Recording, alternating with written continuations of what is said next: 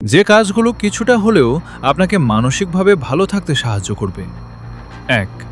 ঘুম থেকে উঠে কখনো কারো মেসেজ চেক করবেন না, কারণ আপনি যার মেসেজের বা ফোনের আশা করছেন সে যদি না দেয় তাহলে আপনার খারাপ লাগবে, যার প্রভাব সারা দিনের কাজের উপর পড়বে, তাই এটা থেকে বিরত থাকবেন।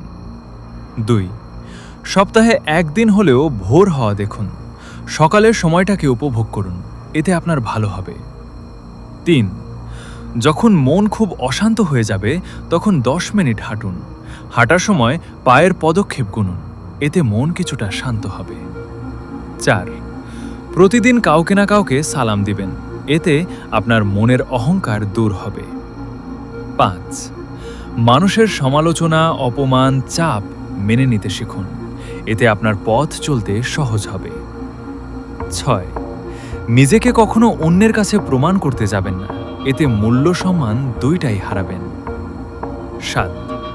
যদি কোনো সম্পর্ক অটুট করতে চান তাহলে রাগের সময় বলা কথা মনে রাখবেন না, কিন্তু যে আপনাকে মানুষের সামনে ছোট করে কথা বলে তার থেকে দূরে থাকবেন। ৮.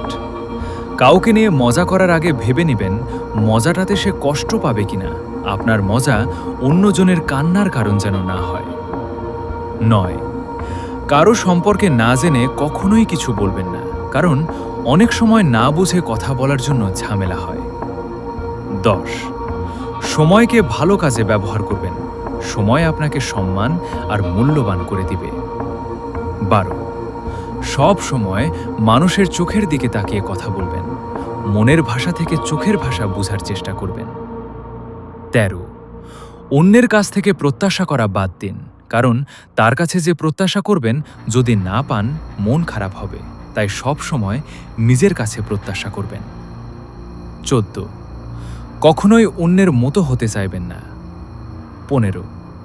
রাগকে নিয়ন্ত্রণ করার চেষ্টা করবেন, যখন অতিরিক্ত রাগ হবে তখন বিছানায় শুয়ে পড়বেন অথবা এক গ্লাস পানি পান করবেন, এতে রাগ কিছুটা হলেও কমবে। ১৬.